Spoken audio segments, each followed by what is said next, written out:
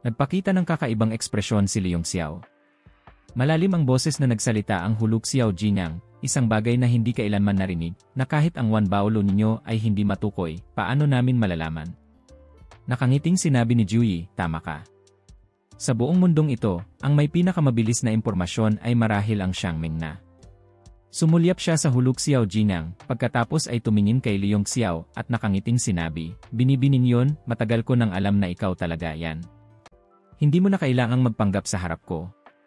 Ang iyong kakayahang kumilala ng mga kayamanan ay walang kapantay sa buong mundo. Itong mekanikal na pet mo ay tunay na isang napakahalagang kayamanan, mayroon pa itong sariling espiritual na kamalayan. Bagamat ito ay nasa ika-8 antas lamang, ang halaga nito ay hindi bababa sa isang kayamanan ng ika-9 na antas. Hindi nakaramdam ng anumang pressure si Leong Xiao. Dahan-dahan siyang umiti, tinapik ang hulog Xiao Jinang, at direktang ipinasok ito sa kanyang katawan. Pagkatapos nito'y ngumiti siya at sinabing, sakto. Hindi ko na kailangang magpanggap. Nakakapagod din pala. Nagkatinginan ang tatlo at nagtawanan, saka naging isang sinag ng liwanag na lumipad papasok sa Phoenix Carriage. Ang barkong pandigma ay naging isang guhit ng liwanag at naglaho sa himpapawid sa itaas ng City Lord's Mansion. Mabilis itong lumabas ng lungsod ng Wufeng at tumungo sa silangan. Kahit gaano kalaki ang lungsod ng Wufeng, hindi nito kayang maglaman ng napakaraming sekta. Maraming mga puwersa ang nagtayo ng kanilang mga tirahan sa mga espiritual na bundok at malalawak na kapatagan sa paligid. Ang barkong pandigma ay lumipad patungong silangan ng mahigit 10 milya bago ito biglang naglaho sa kawalan, tumagos sa kalawakan. Ang lokasyon ng pamilyang Mai ay napakalihim at ilan lamang ang nakakaalam. Masugid na inasikaso ni Jiuyi ang dalawa. Ang bagay na binanggit kanina ni Binibining yun ay hindi naman talaga sekreto. Ang mga matatandang ginoo mula sa pamilyang Mai na sumali sa auction ng Chamber of Commerce ay sa katunayan mga lalaking napangasawa at pumasok sa aming pamilya. Natigilan sa gulat si Leong Xiao, habang si Li Feiyu naman ay napakakalma, na parabang matagal na niyang alam ito. Nagdududang sinabi ni Leong Xiao, ilang beses ko nang naobserbahan ang kakayahan ng pamilyang Mai sa pagsusuri. Mukhang isa itong napakalakas na likas na talento. Akala ko dati ay naipapasa ito sa pamamagitan ng dugo, pero mukhang mali pala ang hula ko. Nakangiting sinabi ni Leong Xiao, kung hindi ka nakarating sa aming lambak ng Mai, ang impresyon mo sa pamilyang Mai ay mananatiling isang grupo ng mga matatanda sa isang lugar na may malungkot na kapaligiran.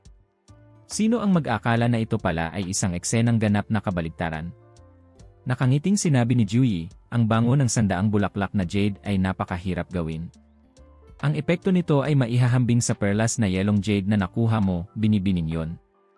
Tumikim si Leong Xiao at agad na naramdaman ang pagdaloy ng isang dalisay na espiritual na enerhiya sa kanyang dantian, na nagdulot sa kanya ng malaking pakinabang. Sa sobrang tuwa, hindi na niya pinansin ang lahat at diretsong inubos ang buong bote, na ikinanganga ni Jiuyi at Li Feiyu.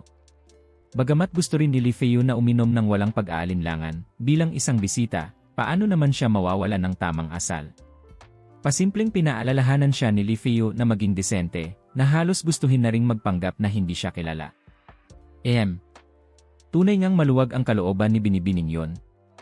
Tumawa ng malakas si Leong Xiao, haha, hindi masama. Masarap inumin ang alak na ito.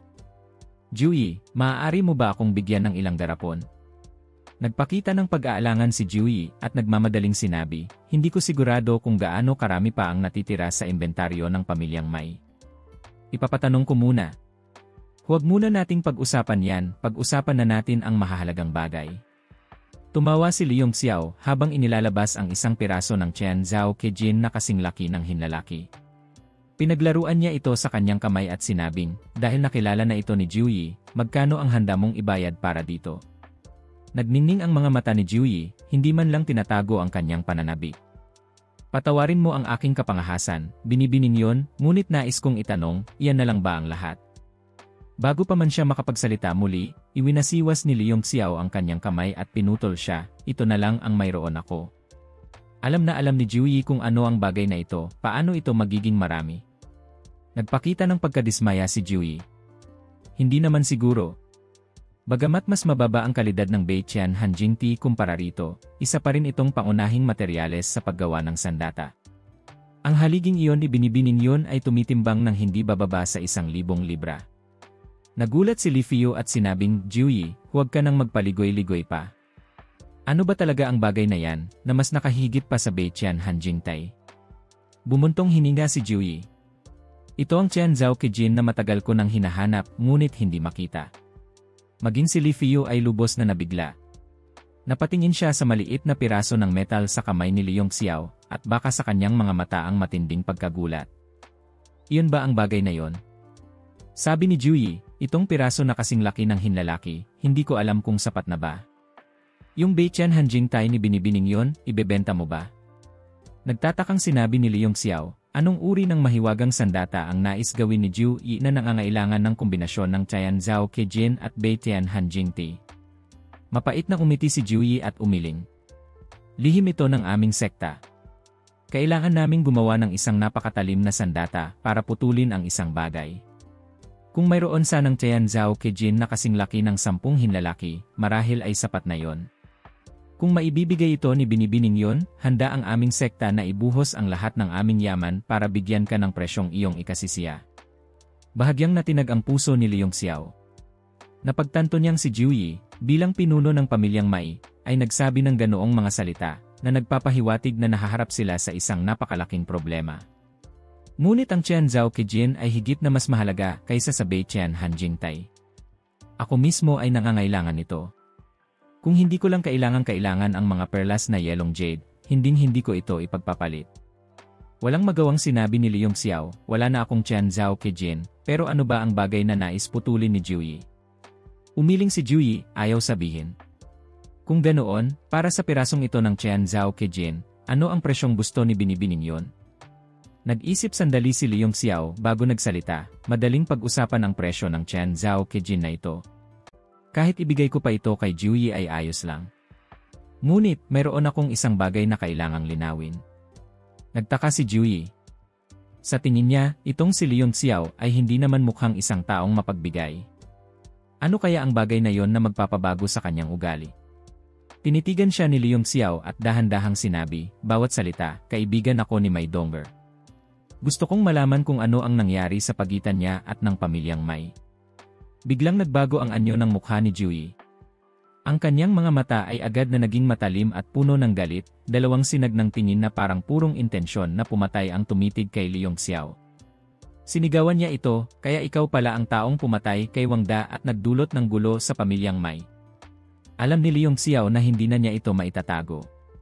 Mapait siyang umiti at sinabing, isang hindi pagkakaunawaan lamang iyon. Jiuyi, kung mayroon kang pasensya, maaari mo akong pakinggan para ipaliwanag ang lahat. Suminghal ng malakas si Jiuyi at agad na nagpadala ng senyales. Sa isang iglap, ilang malalakas na aura ang sumugod mula sa paligid. Bagamat hindi sila nakikita, mahigpit na nilang tinutukan si Liong Xiao. Nagbago rin ang mukha ni Li Fio. Malamig na sinabi ni Jiuyi, tingnan natin kung ano ang masasabi mo ngayong araw. Tungkol naman kay Mai Dongger, nagpadala na ako ng mga tao para sunduin siya. Malapit na kayong magkita. Makikita ang pagkainis sa mukha ni Liong Xiao, ngunit nang maisip niyang nandoon si Mo Xiaochuan, malamang ay walang malaking problema. Dahil dito, pinigilan niya ang kanyang galit. Kalmadong umupo siya roon at muling isinalaysay ang buong pangyayari. Sa huli, sinabi niya, naiintindihan ko ang relasyon niyo kay Mai Dongger. Dahil kaibigan ko siya, tinulungan ko siya. Tungkol naman sa pagpatay kay Wang Da, alam ni Wang Gong na ako ang may kagagawan. Sa kanyang katayuan bilang isang dakilang master, natural na hindi niya basta-basta ibabaling ang apoy sa inyo. Narinig ito ni Jiuyi na puno ng pagdududa. Suminghal siya ng malamig at sinabing, ang ibig mong sabihin, nataboy mo ang isang hibla ng kamalayang espiritual ni Wang Gong. Sumingit si Li Fio, totoo ang sinabi ni binibining yon tungkol sa pagtaboy kay Wang Gong. Malinaw kong nakita ang buong proseso. Nagulat si Jiuyi. Natural na malaki ang tiwala niya sa sinabi ni Li Fio. Tinitigan niya si Liong Xiao nang may pagkabigla at sinabing, ano? Ikaw ba ay isang martial emperor? Sabi ni Li Fio, ginamit ni binibining yon ang kanyang napakalakas na mekanikal na pet para maitaboy ang kamalayang espiritual ni Wang Gong. Natatakot din si Wang Gong na kung masyadong tataas ang kanyang lakas, maapektuhan nito ang likas na talento ni Wang Zhen sa martial arts, kaya pinanatili niya itong pinipigilan sa antas ng isang martial venerable. Doon lamang nabawasan ang pagdududa ni Jiuyi, ngunit nanatiling malamig na parang yelo ang kanyang ekspresyon. Marahan niyang sinabi, kahit na, hindi ka pa rin makakataka sa pananagutan sa pagkamatay ng demonyong matanda at sa pagkawasak ng tavern. Nag-init ang ulo ni Leong Xiao. Mula sa kanyang mga mata ay lumabas ang matatalim na tingin, at ang kanyang intensyon na pumatay ay tila naging isang tunay na bagay. Sinabi niya, bawat salita, kulang pa ang kamatayan para sa kasalanan ng matandang iyon. Kung gusto mong ipagtanggol siya, Jiuyi, maaari mo akong labanan. Nag-apoy din sa galit si Jiuyi. Hinampas niya ang mesa, at isang hindi nakikitang puwersa ang agad na bumaril sa ere, nag-anyong isang atake na humahampas patungo kay Leong Xiao. Sumigaw siya, Denye! Gusto ko ring malaman kung anong klaseng lakas mayroon ang isang kabataang nakapagpataboy sa kamalayang espiritual ni Wang Gong. Hindi mapigilan ni Jiuyi ang kanyang galit. Ang kalaban niya ay nagdeklara pa na kukunin siya para humingi ng tawad sa isang miyembro ng pamilya na pinalayas na. Direkta nitong tinapakan ang kanyang dignidad at otoridad. Sa galit, sinabi niya, hulihin ang taong ito para sa akin. Dahil sinabi ni Li Feiyu na naitaboy ni Leong Xiao si Wang Gong, lubos siyang naniwala rito, kaya hindi niya ito minaliit at agad na tumawag ng tulong. Ile! Suminghal ng malamig si Leong Xiao. Ang ataking iyon ay direktang tumama sa kanyang anyo, ngunit doon lamang lumabas na isa lamang itong anino. Ang kanyang tunay na katawan ay matagal nang lumitaw sa tabi ni Jiuyi. Isang sinag ng espada ang humiwalay sa kanyang kamay at mabilis na tumusok kay Jiuyi. Mabilis na kumilos si Jiuyi, nag-iwan ng ilang anino ng kanyang anyo, at naiwasan ang talim ng espada. Lumitaw siya sa ere, at mula sa ilalim niya ay umangat ang napakaraming alikabok, na nabuo sa harap niya bilang isang gintong bola ng lupa na may sukat na ilang metro. Mula rito ay nagmumula ang isang nakakagulat na pagyanig ng enerhiya. Kapag ito ay sumabog, ang buong hardin ay malamang na masisira. Seryosong sinabi ni Jiuyi, ang kanyang mga matay malamig na parang yelo at puno ng matinding intensyon na pumatay, mas mabuti pang ilabas mo na ang pet mo. Kung hindi, sa lakas mo ngayon, huwag mo nang sabihin lalabanan mo ako, isang galaw ko lang ay magiging durog na laman at buto ka na. Mahinang sinabi ni Leong Xiao, bakit, gusto mo pa bang magkaroon tayo ng isang patas na laban? Kung ganoon, para saan ang mga kamalayang espiritual na nakatutok sa akin mula sa paligid? Naiinis na sinabi ni Jiuyi, binibigyan lang kita ng mabuting paalala para hindi ka mamatay ng may hinanakit. Kung ayaw mo, pues, dumiretso ka na sa impyerno. Ang bola ng lupa sa harap niya ay agad na umikot. Maraming alikabok ang kumalat, bumubuo ng maliliit na buhawi na nakakabit sa bola, na para bang nagkaroon ito ng higit sa 10 tirintas, na lumikha ng matinding kaguluhan sa espasyo sa paligid. Ang tunog ng mga butil ng buhangin na nagkikiskisan ay umalingaw-ngaw habang papalapit ito kay Leong Xiao. Mayroong maraming paraan si Leong Xiao para harapin ang ataking ito, ngunit nag-aalangan siya, at hindi nangahas na gamitin ang mga ito dahil nasa tabi niya si Li Feiyu. Ang taong ito, na kilala bilang isa sa 4 na kabigha-bighani ng hilagang rehiyon, ay may malawak na kaalaman. Sakaling makilala nito ang kanyang mga galaw, magiging napakalaking problema. Sumigaw si Leong Xiao. Ang espada ng hilagang langit ay lumitaw sa kanyang kamay. Isang malakas na puwersa ng enerhiya ang kumalat, sumalpok sa pagyanig na mula sa bola ng lupa.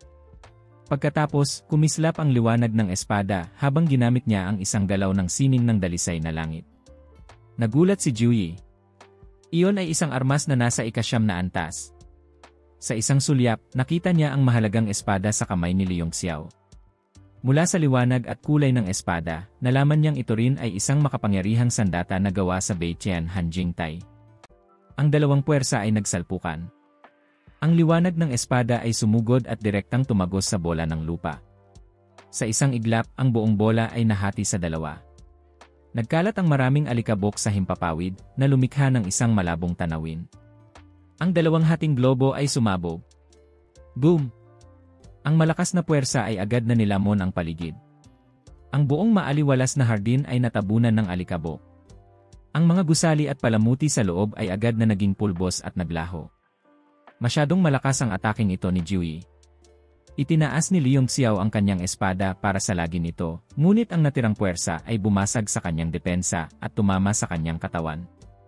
Isang gintong liwanag ang lumabas sa kanyang buong katawan para labanan ang puwersa, ngunit napaatras pa rin siya. Sumigaw ng mahina si Leong Xiao. Ang espada ay bumalik sa kanya. Isang sinag ng liwanag ang lumipad mula sa alikabok. Kahit walang domain o teritoryo, lumikha ito ng isang karagatan ng enerhiya ng espada na hindi mas mababa sa isang tunay na domain. Nagulat din si Jiuyi. Hindi siya makapaniwala na sa ilalim ng sitwasyong hindi ginagamit ng kalaban ang pet nito, nagawa pa rin nitong labanan siya.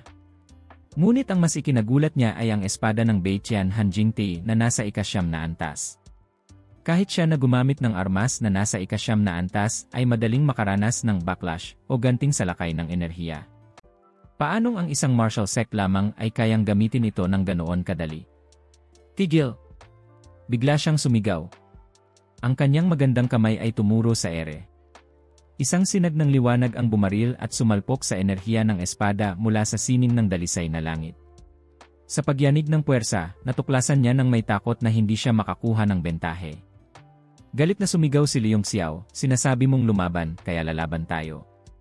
Sinasabi mong tumigil, kaya titigil tayo. Kahit na ito ang lambak ng Mai, hindi ako isang taong basta-basta na lang. Nag-apoy sa galit si Liong Xiao, nakakaramdam ng matinding sama ng loob. Mula nang siya ay muling isinilang, palagi na lang siyang nakikipag-ugnayan sa mga hamak na taong hindi man lang niya titingnan noon. At ngayon, siya pa ang laging pinipigilan at pinagsisigawan. Isang hindi maipaliwanag na bagsik ang umusbong sa kanyang puso.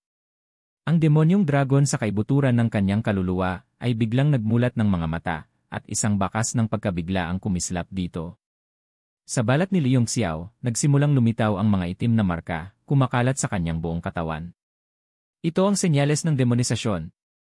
Biglang sumigaw ang demonyong dragon. Napansin niyang may mali sa sitwasyon ni Liong Xiao. Gu Fiang, magising ka. Sumigaw sa galit si Liong Xiao, magising ka, leche. Dito nagtatapos ang video. Maraming salamat sa panonood. Huwag kalimutang i-follow ako para sa update ng part 206 bukas.